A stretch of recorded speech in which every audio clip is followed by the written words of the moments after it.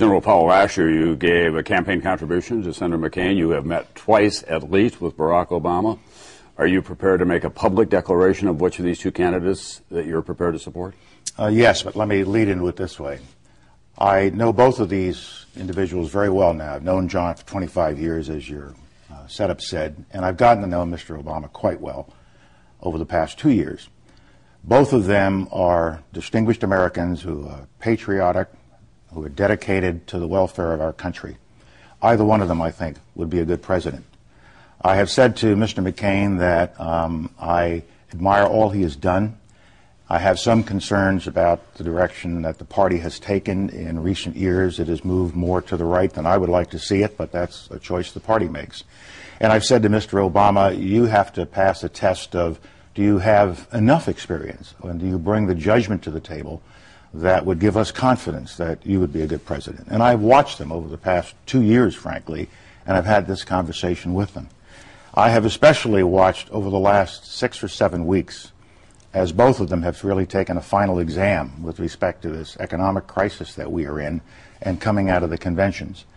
And I must say that I've gotten a good measure of both. In the case of Mr. McCain, I found that he was a little unsure as to how to deal with the economic problems that we were having.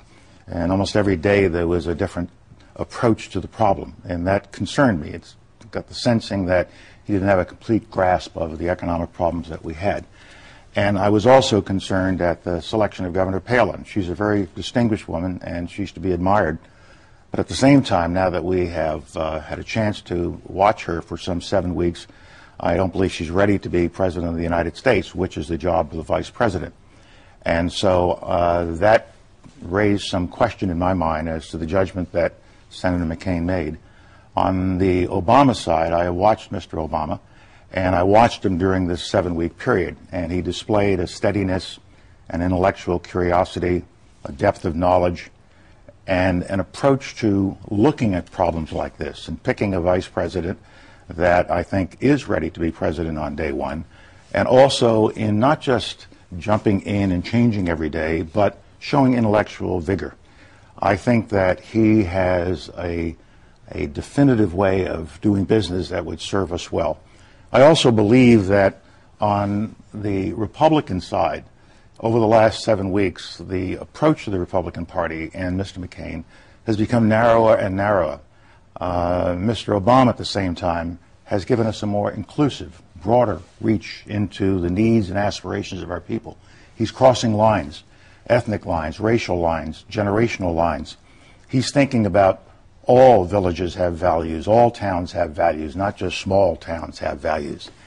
And I've also been disappointed, frankly, by some of the approaches that Senator McCain has taken recently, or his campaign has, on issues that are not really central to the problems that the American people are worried about. This Bill Ayers situation that's been going on for weeks became something of a central point of the campaign. But Mr. McCain says that he's a washed-out terrorist, but then why do we keep talking about him? And why do we have these robocalls going on around the country trying to suggest that because of this very, very limited relationship that Senator Obama has had with Mr. Ayers, somehow Mr. Obama is tainted? What they're trying to connect him to is some kind of terrorist feelings, and I think that's inappropriate. Now, I understand what politics is all about. I know how you can go after one another, and that's good. But I think this goes too far, and I think it has made the McCain campaign look a little narrow. It's not what the American people are looking for.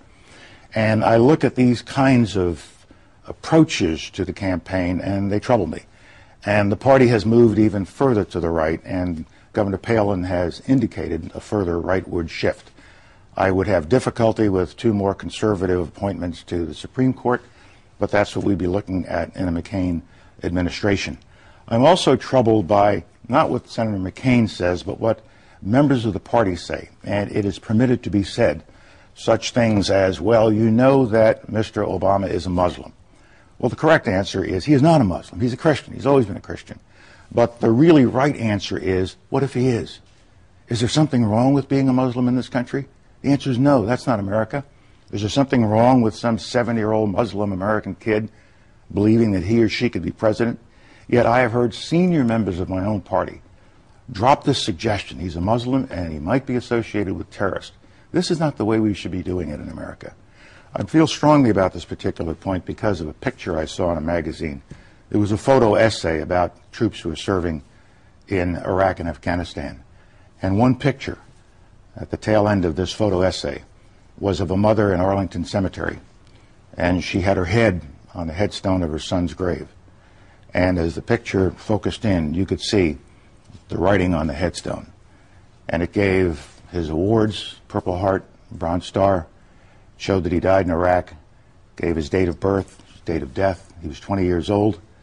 And then at the very top of the headstone, it didn't have a Christian cross. It didn't have a Star of David. It had a crescent and a star of the Islamic faith. And his name was Kareem Rashad Sultan Khan. And he was an American. He was born in New Jersey. He was 14 years old at the time of 9/11. And he waited until he can go serve his country, and he gave his life. Now, we have got to stop polarizing ourselves in this way. And John McCain is as non-discriminatory as anyone I know. But I'm troubled about the fact that within the party, we have these kinds of expressions. So when I look at all of this, and I think back to my Army career, we've got two individuals, either one of them could be a good president. But which is the president that we need now? Which is the individual that serves the needs of the nation for the next period of time? And I come to the conclusion that because of his ability to inspire, because of the inclusive nature of his campaign, because he is reaching out all across America, because of who he is and his rhetorical abilities, and we have to take that into account, as well as his substance. He has both style and substance. He has met the standard of being a successful president, being an exceptional president. I think he is a transformational figure. He is a new generation coming into the world, onto the world stage, onto the American stage, and for that reason, I'll be voting for Senator Barack Obama.